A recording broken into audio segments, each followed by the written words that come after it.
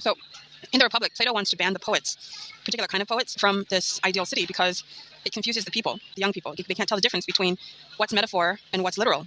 And that leads to people misunderstanding the stories about the gods, and then they behave badly, right? So it corrupts their soul. It makes them have a bad life. I think religion, currently, the kind of stories that are told, the religious stories, are actually the thing that's doing a lot of the corrupting and confusing people.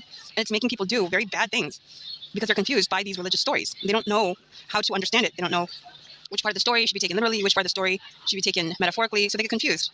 And then they do stupid shit, like book burnings. They'll be like, oh, we don't believe in witches, and then they'll do like a whole Harry Potter book burning event, okay? They'll use it as a basis for justifying their racism, their racist views.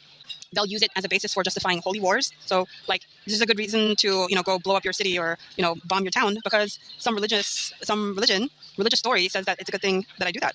And so the person misunderstands what's going on in the story, and they get confused and they do these sorts of things. In Deuteronomy, you have the Hebrew God commanding its chosen people to go and basically genocide a whole other group of people, and to never stop until that group of people are completely genocided from the planet, from the world. That's pretty diabolical. I mean, like, God is commanding it. I don't know how else you're supposed to interpret that. Also, like, even if you take some of these Old Testament stories, literally, like, you have a story of a guy named Abraham who has voices telling him to go kill his kid, and so he does it. Like, you don't think that is like somehow that is like a corrupted thing to do? I think that's kind of crazy.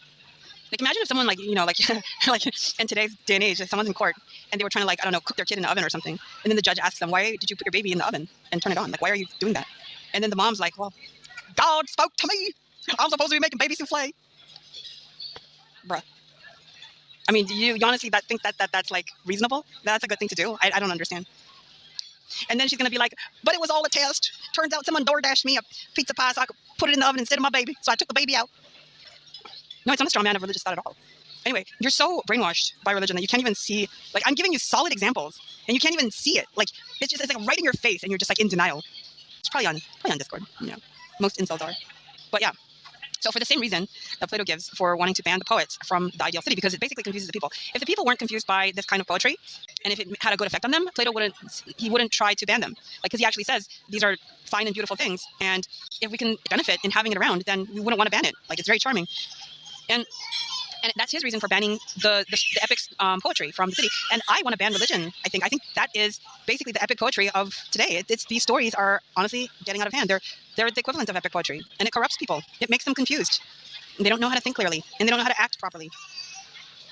Yeah, I mean, if you're a grown man and you hear voices and the voice tells you to go kill your kid, and you decide that you're going to do what the voice tells you, there's something wrong with you. Seriously, there's seriously something wrong with you. I don't want to kill God. What are you talking about? God's not even a living thing. How do you kill something that's not even alive? It's a concept. How do you kill a concept? I mean, you can discredit a concept. You can explain a concept. You can use or disuse a concept. You can replace a concept. How do you kill a concept? Yeah, that's kind of weird. Also, you talk about how people want, like, for instance, let's talk about the Jews wanting reparations from Germany for all the gold and silver that was taken from them during the mass killings. What about when the Hebrews were leaving Egypt, and the day before they leave, their God tells them, go ask your neighbors for pieces of gold and silver, and they'll give it to you. And so these Hebrews do that. They go and ask their neighbors for gold and silver with no intention of returning it, because they know they are going to be leaving the next day. And their God knows this too. Their God is basically masterminding them and telling them to be thieves. Okay, this is no different from, you see TikTok, the mom who goes to Walmart, takes her 2 little kids, okay, and tells them to steal school clothes and school supplies and stuff like that. This is no different. Okay, so you have a God who is telling its people to go steal gold and silver, okay, from the larger community. That is like a terrible thing. It's basically like their God is commanding them to be thieves. That is like the worst thing ever. Are you kidding? It's terrible. So their God commands this, and they actually do this. So they ask their neighbors, their Egyptian neighbors, for gold and silver, and they get the gold and silver, and then they leave. Okay, so they're robbing them. Okay, and then and also, don't you think that killing the first born of every family that ever existed in like a particular country or nation, don't you think that's called genocide? That's kind of like genocide. So that's basically this Hebrew God thinks that this is okay to do. And so it goes, and not only just the people, he kills the firstborn of the cows, the dogs, the chickens, doesn't matter, like the cats, meow, okay? It's very bad. You don't think that this is genocide? That's genocide. Nobody talks about that, though. Nobody says, like, oh, I think Hebrews and Jews need to pay reparations to the Egyptians for the genocide and for the stealing of the gold and silver. They should return all the gold and silver that they stole, okay, because their God commanded them to do that. They're very bad God, very, very bad. And their firstborn were all killed. All the firstborn of that land were killed, just instant death. That's so crazy. That is just so crazy. when you get put in a concentration camp, you can at least like kind of run away. Maybe you have some chance. But if like a god comes after you, okay, there's no doors or deadbolts or walls that are gonna keep this thing out. No, it's gonna get this. It's gonna get you in your sleep. Are you kidding? Yeah, this is a terrible evil force. And then for you to think that this is still good and okay, like you're brainwashed, bro. You're brainwashed if you think that this is these stories. And here's the other thing. Do you realize that you are, every time you take mass, you are practicing cannibalism? You don't even realize that, do you? You don't even think about it. You actually, I think you just like are cognitively dissociated from your actions. So you're not like putting it together. But if you take it literally, you are actually being a cannibal, actually. If you take it metaphorically, then that's still a little bit creepy. Okay, and I'll tell you why. So you're supposed to be pretending that this piece of bread turned into human flesh. And that's a good reason for eating it. That's a good reason for putting it in your mouth. Now, so if somebody came up to you and showed you like a piece of brown fudge, okay, like chocolate fudge, and like, look, it's a piece of dog shit. Now I want you to eat this. Now you might think, let's say it's not actually dog shit, okay, but they're telling you it is, okay?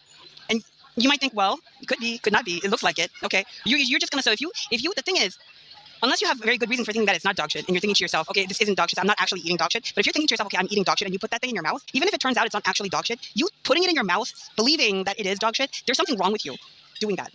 Does that make sense? And that's what mass is like. So you are drinking human blood. You are literally engaging in what would be typically called the satanic practices, okay? And you don't even see that. That's how disconnected you are from your actions. This is how brainwashed religious people are. This is why it should be banned. You are so brainwashed. You don't even make the connection. Like you can watch a TV show, okay, or hear someone else talk about like, drinking human blood, okay? Cannibalizing on other people, and you can be like, oh, those uncivilized barbarians, they are eating each other. Or, oh, these Satanists are just so crazy. They're drinking the blood of babies and all of this crap. And you could criticize them, and you don't realize, it's like there's like you have blinders on, and you don't realize you're actually doing the same thing. That's so crazy. And you don't even know that. How do you not know that? I mean, like the priest stands in front, let this bread turn into flesh, let this wine turn into blood. Here, now drink it. And you just like, okay, so either you don't believe it literally, which there's a problem with that then, I guess, right? But why are you pretending? So like, let's talk about the case of like grape, okay, like smexual grape, okay? So you're saying that as long as it's not real, if you pretend that it's somehow okay, oh yeah, it's complex, sure, yeah, with consent, you can have consensual grape, yeah, yeah, it's all fun and games. So you can just like, we'll just pretend we're cannibalizing someone, we'll just pretend we're drinking their blood. It's not really their blood, we're just gonna pretend because it's so fun to pretend to drink people's blood. Just you know what you need? You need to like have someone say it like it is, and then you just like need to listen to that. Okay, just actually like not be dissociated, because it's like you judge the world and what other people do, and when you see like the stuff, you're like, oh yeah, this is they're drinking people's blood and blah blah blah, it's bad. So that's bad. But then when it comes to your own actions, you're like you don't make the connection. There's something sort of weird with like listening to voices that tell you to go like kill people and stuff like that. Like you criticize the Unabomber, you criticize like Marilyn Manson followers, you criticize Americans who do like school shootings and all this stuff. You criticize all and they're like, oh, they're crazy because like they're like, oh, I heard voices telling me I need to go do this thing. I heard voices telling me to go buy a gun, and I listened to it. But you don't think it's crazy of a man who has a voice literally telling him, take your kid up to the mountains and chop him up and kill him. You don't think that that's just normal, right? Grown man too, not like some confused teenager having some like manic depressive, whatever. This is like a full-grown adult man who is a father doing this to his kid, and that's okay. And in fact, he's supposed to be like the great father of the religion. The religion is called an Abrahamic religion. So are you saying like the religion is the sort like where you should be going around like listening to voices that tell you to go kill people normally? Like, yeah. Oh, so now you're saying that the Hebrew story is false. You're saying that the Hebrew book is false. Are you a Hebrew? Do you have a right to even say that? Why do you go get into other people's books and other people's businesses and then like get yourself into a mess and then like now you're saying it's not true? Nobody gives a fuck. Okay, so now you want to say it's like metaphorical, it's not literal, and all this shit. Now you want to say, so how can you tell? How are you supposed to, and if not you, is anyone else supposed to be able to tell what part of the Hebrew book is supposed to be taken literally and what part of the Hebrew book is supposed to be taken metaphorically? And the same thing goes for the Quran and any other religious book. How do you know which parts you're supposed to take literally and which parts you're supposed to take metaphorically? That's exactly my point. The fact that you can't tell the difference, okay, because it doesn't say very clearly like which parts you should, means that these stories should be banned because it creates too much confusion in people. So for the same reason that Plato wanted to ban the epic poets from the ideal city, because the people are basically stupid and incompetent. If the people were competent and intelligent and they made good use of the stories and it made them better people, Plato would not want to ban the poets. He loves the poets. He thinks they're great. He says so many great things about Homer and the epic poets. Like look at my Daily Plato episode number 2 video that I make, okay, where I explain why Plato wanted to ban the poets from the pretend city in the Republic. Plato loves these poets. He thinks they're poetic geniuses, okay? They're like the best thing since sliced bread. Okay, but he wants to ban the poets from the city because the people living in the city are too stupid to do anything good with it, right? No, it's not me having a bad day. You kidding? This is just me saying the truth. Why are you so angry? Like, you know this is true. Did I say anything wrong? Did I say something wrong? Did I say something inaccurate? Did Abraham's voice not tell him to go kill his own kid? Is it not written in Deuteronomy to go kill like this, to genocide like, you know, this group of people until they're completely wiped out from the face of the world? Isn't that? I'm not yelling. It just sounds like that because my microphone's so loud. Okay. But isn't that what's written in Deuteronomy? There are, what is it, like 256 mitzvot? Let me look it up. There are 613 mitzvot, which are good deeds you can do. And they're basically commandments from God in Judaism. Okay, let me look some of them up. And if you look at some of these mitzvot, which are basically commands from God, and if you do them, they're like good deeds. So you get like plus points. You don't have to do it, but it's very good if you do it, right? Some of them are like required, right? So like you have to always do it. But some of them are, you just get extra like brownie points, right? Now let's go to where the mitzvot talk about wars. It says, mitzvah number 601, it says, do not keep alive any individual of the seven Canaanite nations. This is in Deuteronomy.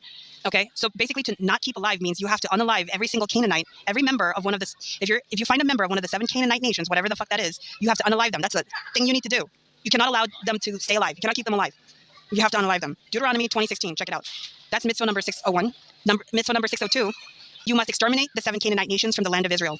So, I mean, I don't see what the Jews are complaining about, the Germans trying to exterminate, the Jews from the land of Germany, when their own God, okay, is even telling them to exterminate the Canaanite nations from the land of Israel. Like, that's crazy. This is, talk about the pot calling the kettle black, okay? This is just hypocrisy. Okay, so you have that.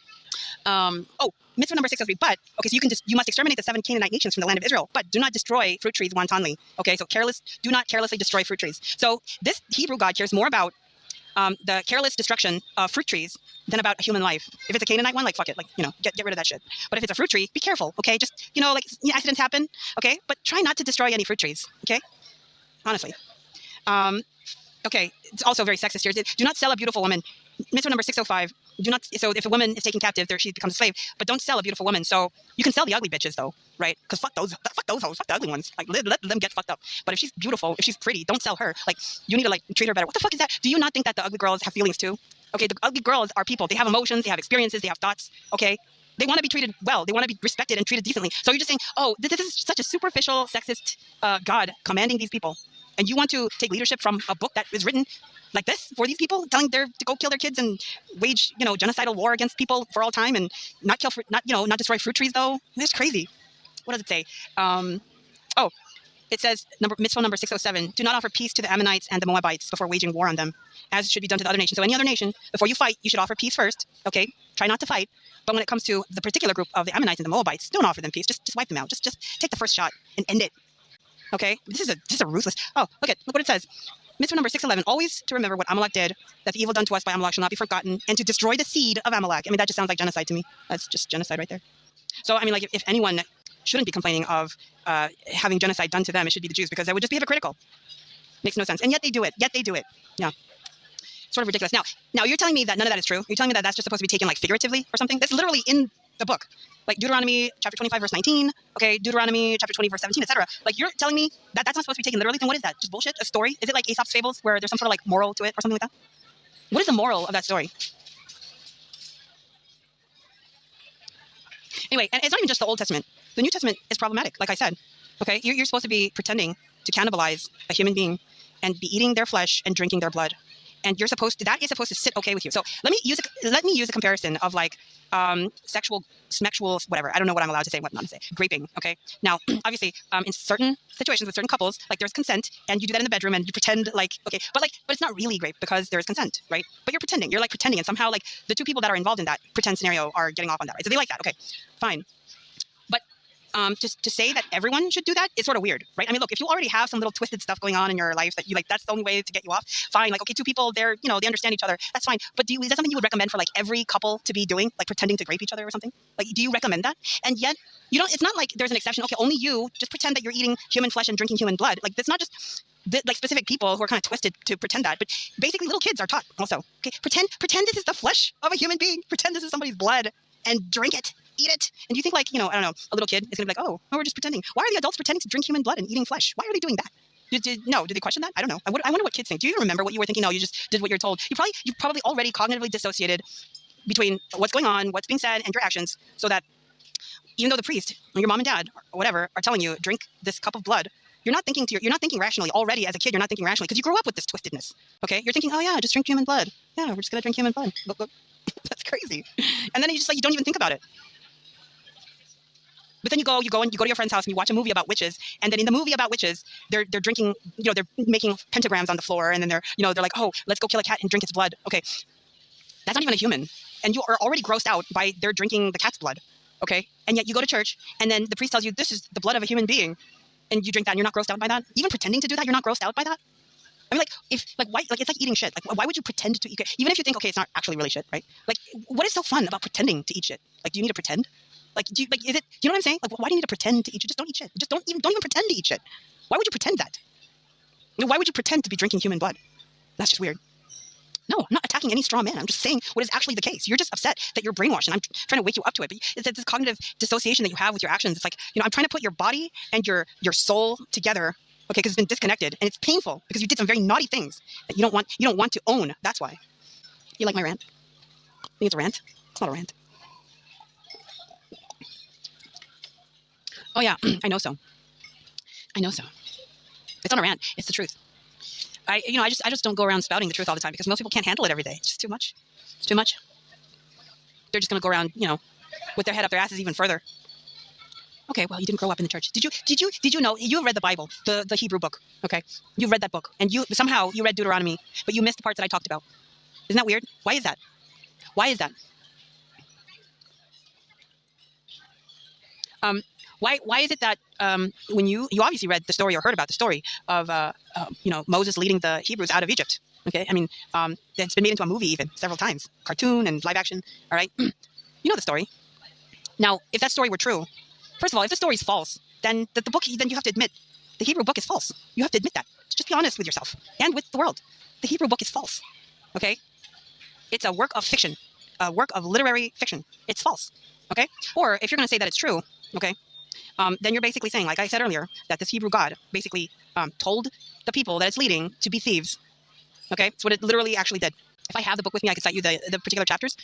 It says it twice, actually. That God gives the command twice in the book. And if you give me like a few minutes, I'm sure I can look it up on the internet and find it for you. It gives it twice to go ask the neighbors for gold and silver, and they do it.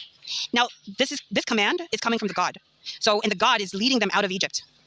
So if, like, I don't know, Moses, without the command of God, or someone else said, okay, go ask your neighbors for gold and silver, you could say, well, I mean, they weren't sure they were going to, I mean, they could say, well, we didn't know we're actually going to leave tomorrow, right?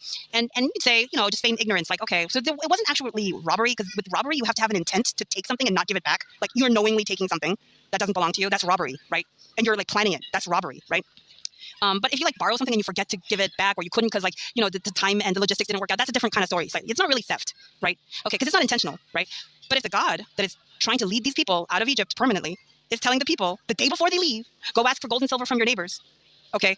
And then no other further instructions, just go get it from them. Nothing about, okay, give it back before you leave, or, after 1,000 years, pay them back. Nothing like that. Just go ask your neighbors for gold and silver, and they'll give it to you. The day before they leave, they are told to do this, okay? And then the people, they do it. This God is commanding its followers to be thieves, to be robbers. That's what it's doing. So this is no different, like I said earlier, from you've heard the stories on the news. You have some crazy whack job mom, okay, who has kids, and she goes to Target or Walmart or whatever, back to school season, and so she tells her kids, go steal that shirt, go put that, thing in your backpack, go, grab those shoes, and then she's teaching her kids to steal. She's saying this is okay to do. This is what, and then you sit there when you watch a story like that on the news. You hear about this mom, not even, it's not even that she doesn't know that her kids are stealing, right? But she's actually telling them, oh, that shirt looks good on you.